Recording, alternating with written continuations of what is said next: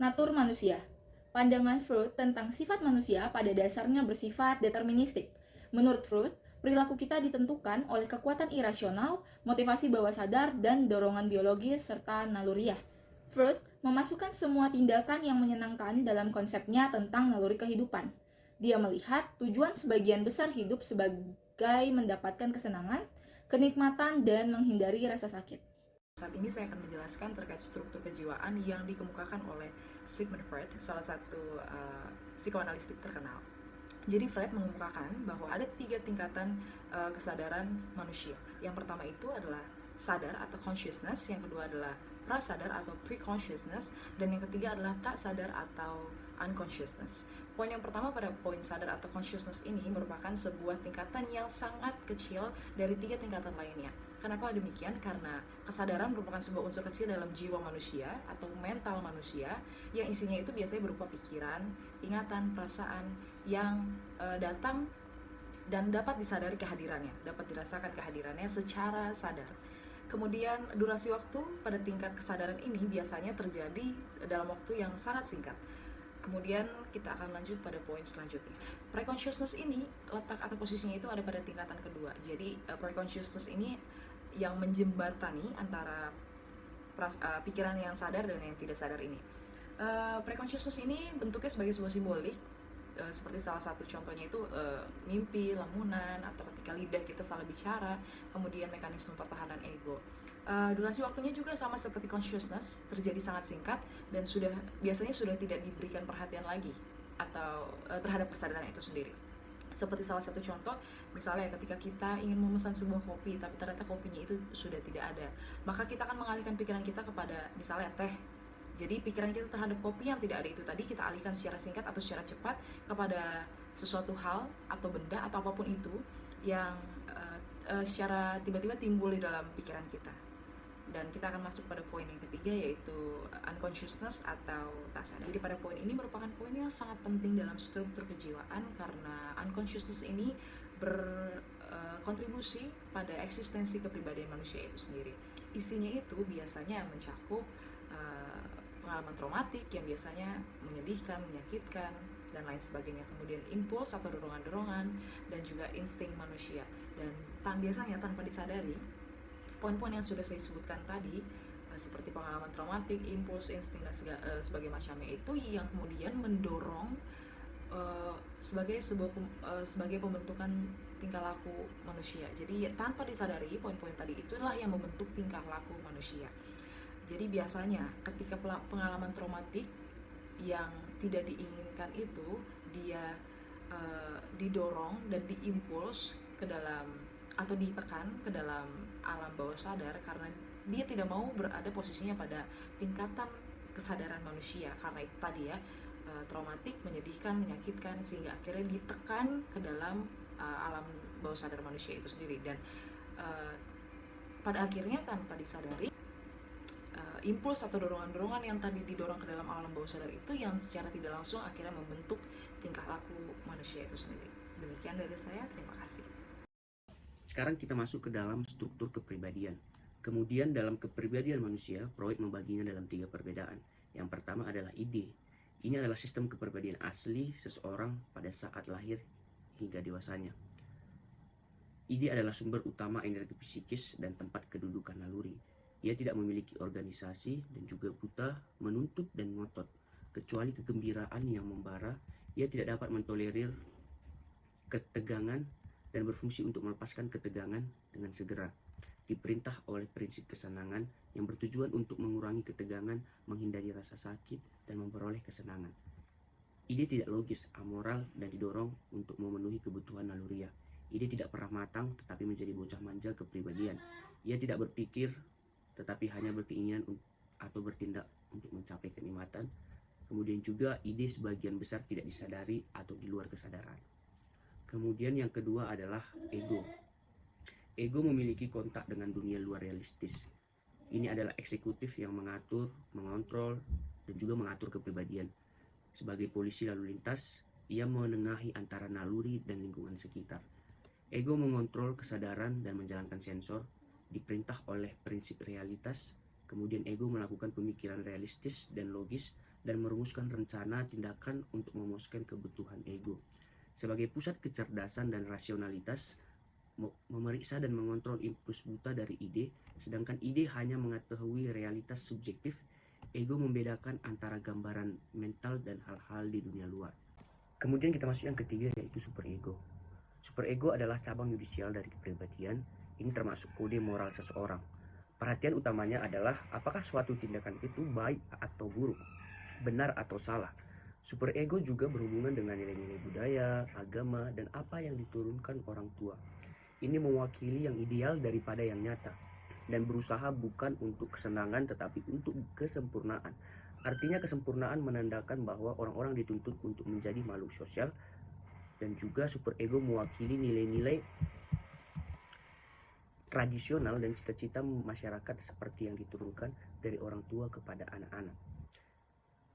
Superego berfungsi untuk menghambat impuls-impuls ide, membujuk ego untuk menggantikan tujuan-tujuan moralistik dan dengan tujuan-tujuan realitas, dan mengupayakan kesempurnaan sebagai internalisasi standar orang tua dan masyarakat. Superego terkait dengan penghargaan dan hukuman psikologis. Hadiahnya adalah perasaan bangga dan cinta diri, hukumannya adalah perasaan bersalah dan rendah diri. Sekarang kita masuk ke dalam kecemasan. Kecemasan juga penting untuk pendekatan psikoanalitik adalah konsep kecemasan.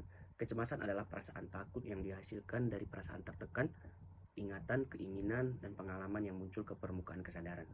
Ini dapat dianggap sebagai keadaan ketegangan yang memotivasi kita untuk melakukan sesuatu. Ini berkembang dari konflik antara ide, ego, dan superego. Atas kendali energi psikis yang tersedia, fungsi kecemasan adalah untuk memperingatkan bahaya yang akan datang. Ada 3 jenis kecemasan: realitas, neurik, dan moral. Kecemasan realitas adalah ketakutan akan bahaya dari luar, dan tingkat kecemasan tersebut sebanding dengan tingkat ancaman nyata. Kemudian kecemasan neuritik dan moral ditimbulkan oleh ancaman terhadap kesempatan kekuatan dalam diri orang tersebut. Kecemasan neuritik adalah ketakutan bahwa insting akan lepas kendali dan menyebabkan orang tersebut melakukan sesuatu yang karenanya dia akan dihukum. Kemudian kecemasan moral adalah ketakutan akan hati nuraninya sendiri. Orang dengan hati nurani yang berkembang dengan baik cenderung merasa bersalah ketika mereka melakukan sesuatu yang bertentangan dengan kode moral mereka. Ketika ego tidak dapat mengendalikan kecemasan dengan metode rasional dan langsung, ego bergantung pada metode tidak langsung, yaitu perilaku pertahanan ego. Proses terapi. Dari proses terapi terdapat tujuan terapi. Ada 2 tujuan terapi psikoanalitik Freudian, yaitu yang pertama untuk membuat ketidaksadaran menjadi sadar, dan yang kedua untuk memperkuat ego sehingga perilaku lebih didasarkan pada kenyataan dan kurang pada hasrat naluriah atau rasa bersalah yang tidak rasional. Kemudian pengalaman masa kecil direkonstruksi, didiskusikan, diinterpretasikan, dan dianalisis. Selanjutnya ada fungsi dan peran terapis. Analisis atau terapis biasanya mengasumsikan sikap tidak menghakimi anonim, yang kadang-kadang disebut dengan pendekatan layar kosong. Mereka menghindari pengungkapan diri dan mempertahankan rasa netralitas untuk mendorong suatu hubungan transferensi, di mana klien mereka akan membuat proyeksi ke mereka. Hubungan transferensi ini merupakan landasan psikoanalisis dan mengacu pada transfer perasaan yang awalnya dialami dalam hubungan awal kepada orang-orang penting lainnya di lingkungan seseorang saat ini. Salah satu fungsi utama analisis adalah membantu klien memperoleh kebebasan untuk mencintai, bekerja, dan bermain. Fungsi utama interpretasi adalah untuk mempercepat proses pengungkapan materi yang tidak disadari. Terapi psikoanalitik memperhatikan apa yang diucapkan dan apa yang tidak diucapkan, mendengarkan kesenjangan dan inkonsistensi dalam cerita klien, menyimpulkan arti mimpi yang dilaporkan dan asosiasi bebas, dan tetap peka terhadap petunjuk tentang perasaan klien terhadap terapis. Salah satu fungsi utama analisis adalah untuk mengajari klien arti dari proses-proses ini, yaitu melalui interpretasi, sehingga mereka ini mampu mencapai wawasan tentang masalah mereka, meningkatkan kesadaran mereka tentang cara untuk berubah, dan dengan demikian memperoleh lebih banyak kendali atas hidup mereka.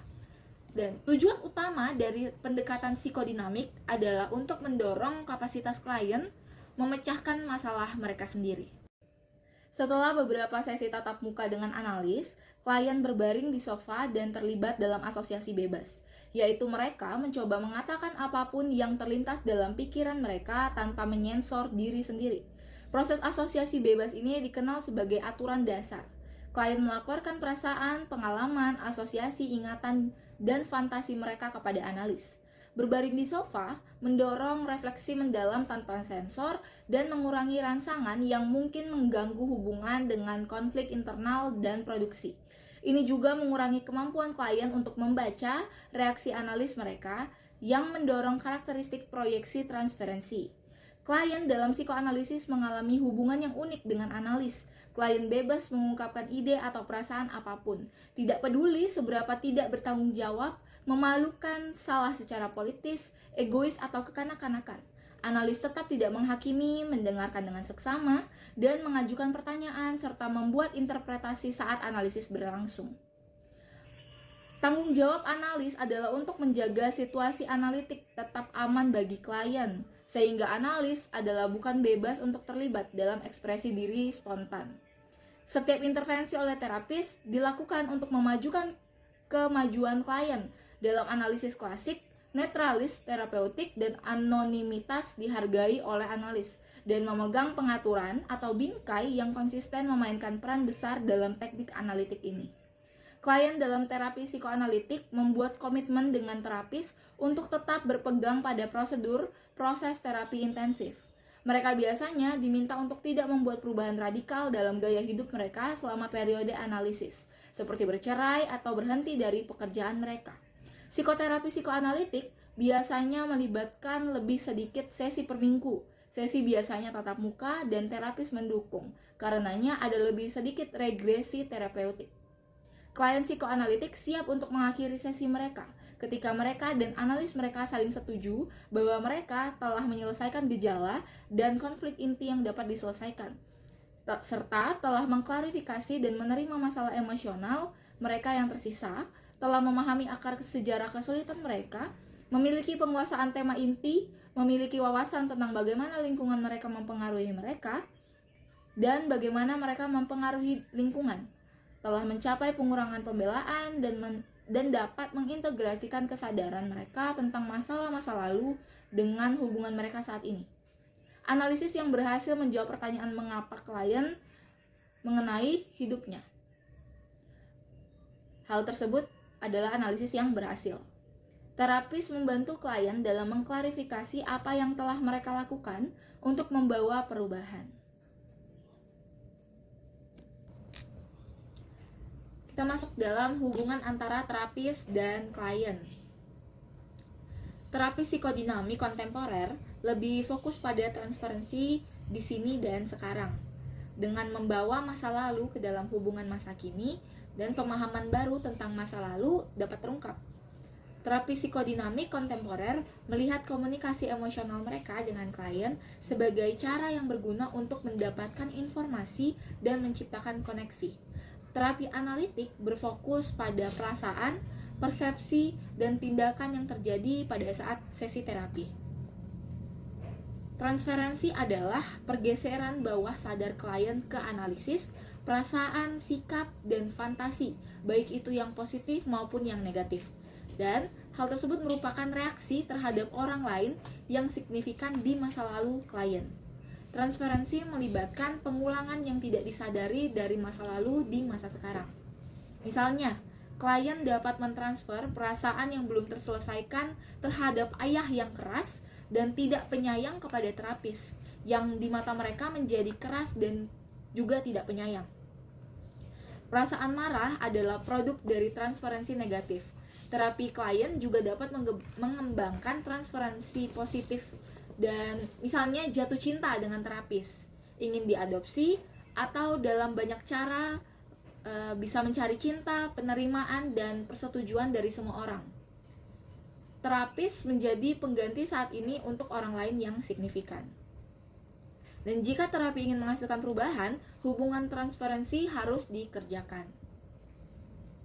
Kontratransferensi dipandang sebagai fenomena yang terjadi ketika ada efek yang tidak sesuai, ketika terapis merespon dengan cara yang tidak rasional, atau ketika mereka kehilangan objektivitas dalam suatu hubungan karena dipicu oleh terdiri dari respon emosional bawah sadar terapis kepada klien berdasarkan masa lalu terapis, yang menghasilkan persepsi yang menyimpang dari perilaku klien. Kontrafresensi melibatkan respon emosional total terapis terhadap klien dan mungkin termasuk penarikan, kemarahan cinta, gangguan ketidakberdayaan, penghindaran, identifikasi berlebihan, kontrol atau kesedihan.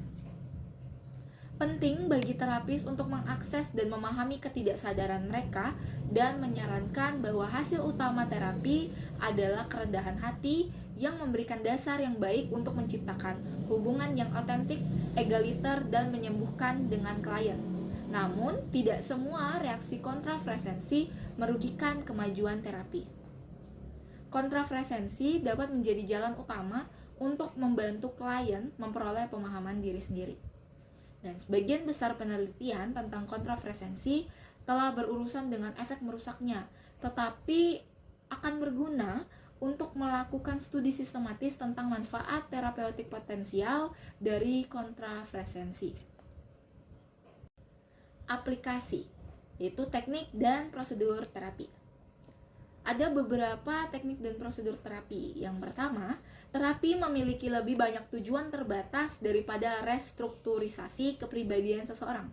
Yang kedua, terapis cenderung tidak menggunakan sofa. Yang ketiga, ada lebih sedikit sesi setiap minggu. Yang keempat, ada lebih sering menggunakan intervensi suportif seperti meyakinkan jaminan, ekspresi, empati, dan dukungan, dan saran. Yang kelima, ada lebih banyak penekanan pada hubungan di sini dan sekarang antara terapis dan klien. Yang keenam, ada lebih banyak kebebasan untuk pengungkapan diri terapis tanpa mencemari transferensi.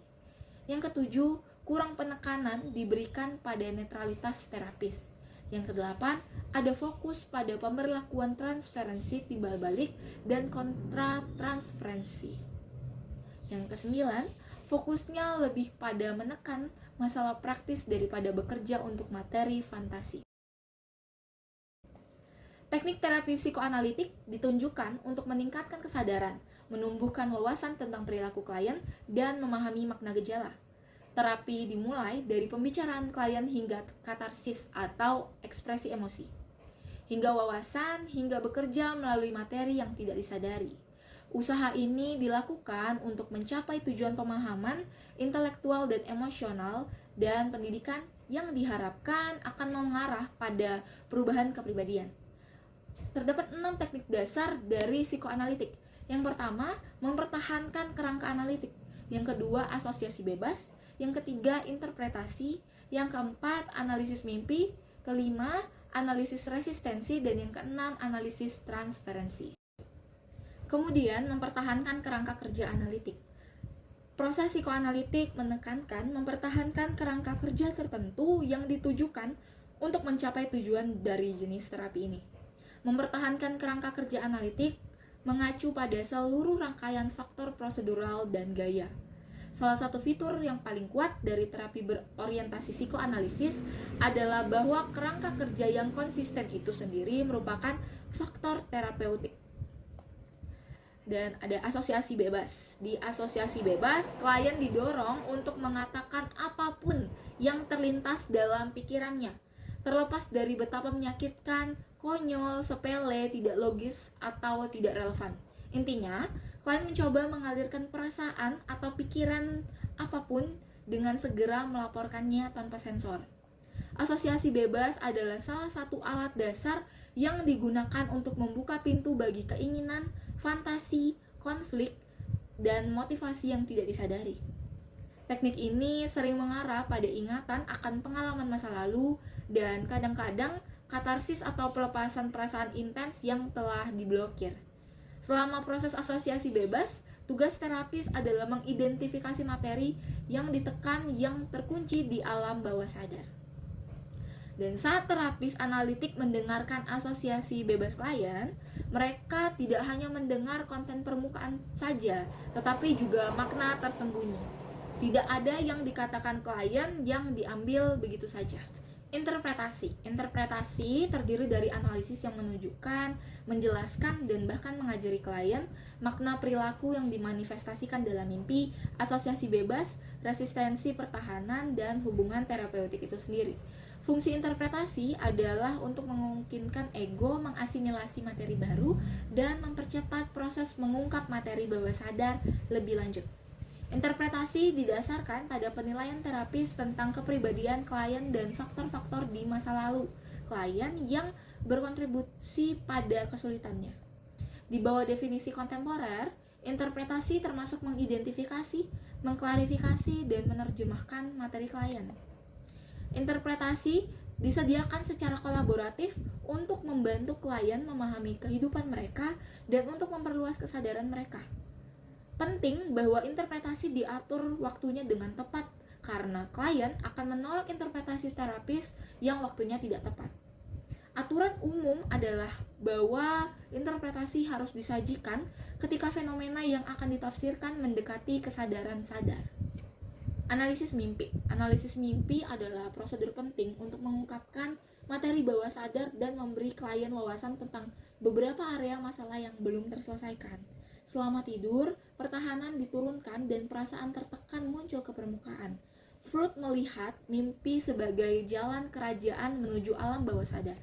Karena di dalam keinginan, kebutuhan, dan ketakutan bawah sadar seseorang diekspresikan. Beberapa motivasi sangat tidak dapat diterima oleh orang tersebut sehingga diekspresikan dalam bentuk terselubung atau simbolis daripada diungkapkan secara langsung.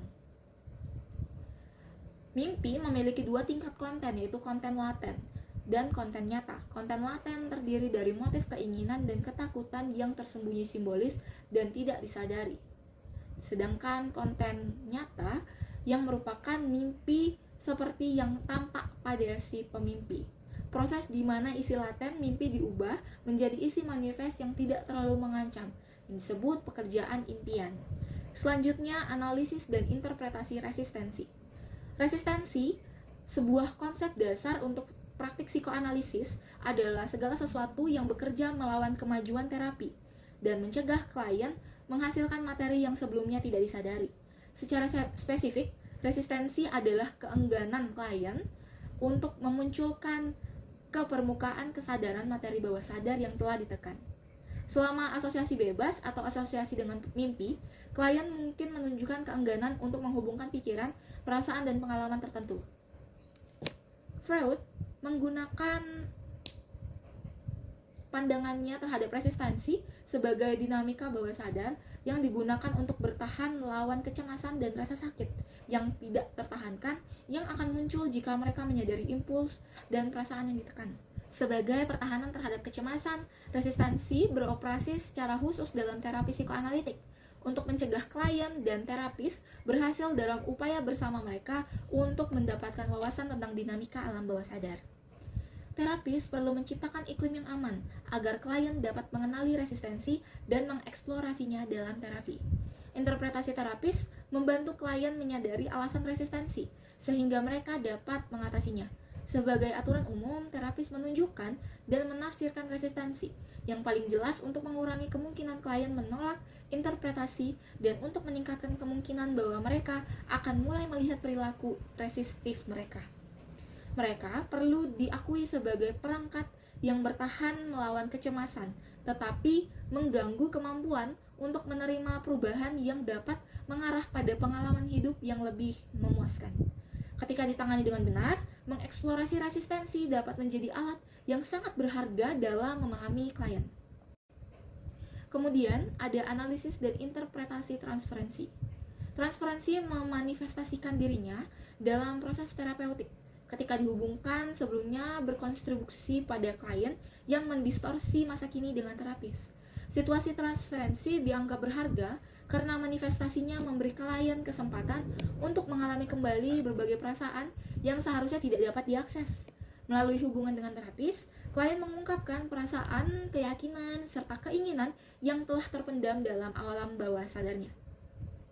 Melalui interpretasi ini, klien dapat mengenali bagaimana mereka mengulangi pola dinamis yang sama dalam hubungan mereka dengan terapis. dengan tokoh-tokoh penting dari masa lalu dan dalam hubungan sekarang dengan orang-orang penting lainnya. Dan melalui interpretasi yang tepat dan bekerja melalui ekspresi saat ini dari perasaan awal, klien dapat menjadi sadar dan secara bertahap mengubah beberapa pola perilaku lama mereka. Terapis berorientasi analitis menganggap proses mengeksplorasi dan menafsirkan perasaan transferensi sebagai inti dari proses terapeutik karena ditunjukkan untuk mencapai peningkatan kesadaran dan perubahan kepribadian. Analisis transferensi adalah teknik sentral dalam psikoanalisis klasik dan terapi berorientasi psikoanalisis karena memungkinkan klien untuk mencapai wawasan di sini dan sekarang tentang pengaruh masa lalu pada fungsi mereka saat ini. Interpretasi hubungan transferensi memungkinkan klien untuk mengatasi konflik lama yang membuat mereka terpaku dan menghambat pertumbuhan emosional mereka. Selanjutnya, terapi psikoanalitik yang diterapkan pada kasus Stan. Kasus Stan ini, Stan menunjukkan kecenderungan merusak diri sendiri, yaitu ia menjatuhkan hukuman kepada dirinya sendiri, dibandingkan dia menaruh rasa permusuhan kepada orang tua dan saudara-saudaranya, dia mengalihkan ke dalam dirinya sendiri. Kemudian, dari masalah Stan ini terdapat 3 masalah, ada masalah represi, masalah fiksasi, dan masalah gender role identification. Masalah resepsinya adalah ketika Stan merusak dirinya sendiri dengan menjatuhkan hukuman pada dirinya sendiri karena dia belajar dari pengalaman masa kecilnya yang dia lihat adalah berkelahi, bertengkar, dan mengabaikan. Ayahnya adalah orang yang lemah, yang selalu kalah, dan ibunya adalah kekuatan yang kuat, yang mendominasi dan memang menyakiti laki-laki. Sehingga Stan ini menyamaratakan ketakutannya terhadap wanita, terhadap ibunya kepada semua wanita, dan bisa dihipotesiskan bahwa ia menikahi wanita yang mirip dengan ibunya, begitu. Kemudian dalam masalah fiksasinya, keasikan Stan dengan minum minuman keras itu merupakan bisa dihipotesiskan sebagai bukti fiksasi oral, begitu. Kemudian yang masalah gender role identification, dia belajar dasar hubungan perempuan dan laki-laki dari pengalaman awalnya yang buruk, begitu. Sehingga melalui kasus Stan ini, kesempatan untuk mengembangkan hubungan transferensi dan mengatasinya adalah inti dari proses terapi. Proses ini akan menjadi sarana berharga untuk mendapatkan wawasan tentang asal mula kesulitan Stan dalam berhubungan dengan orang lain. Dan proses analitik menekankan eksplorasi intensif masa lalu Stan. Stan mencurahkan banyak waktu terapi untuk menghidupkan kembali dan menjelajahi masa lalunya. Saat dia berbicara, dia mendapatkan pemahaman yang meningkat tentang dinamika perilakunya. Stan mengeksplorasi kenangan hubungan dengan saudara-saudaranya dan dengan ibu dan ayahnya. Juga ia mengeksplorasi bagaimana ia telah menggeneralisasikan pandangannya tentang perempuan dan laki-laki dari pandangannya tentang anggota keluarga ini. Saat Stan mulai memahami bagaimana dia telah dibentuk oleh pengalaman masa lalu, Stan semakin mampu untuk mengontrol dirinya saat ini. Dan dia dapat melakukan ini hanya jika dia bekerja melalui hubungan transferensi. Namun karena kedalaman usahanya dalam terapi, itu yang menentukan kedalaman dan tingkat perubahan kepribadiannya.